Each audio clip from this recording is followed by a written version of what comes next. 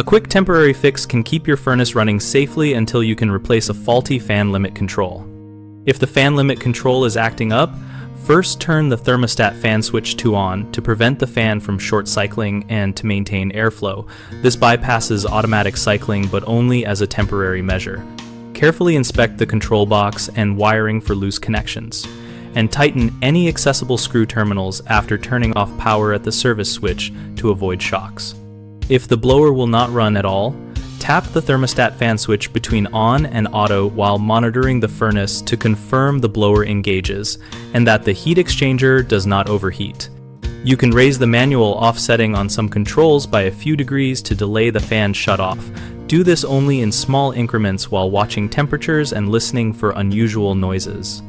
Keep the furnace area clear and install a carbon monoxide alarm nearby if you do any manual adjustments to ensure safe operation. Finally, schedule a prompt replacement of the control end.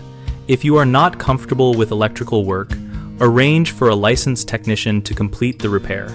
The three most common issues are the fan not running, the fan running continuously, and the furnace overheating because the blower fails to engage. If the fan will not run, confirm power at the service switch and thermostat and engage the fan manually while keeping an eye on temperatures.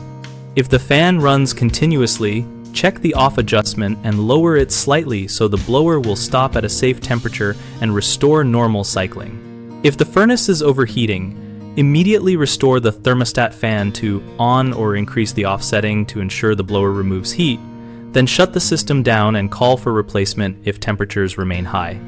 At bighomeprojects.com, we help homeowners find local contractors and contractors find jobs through our searchable listings and community discussions.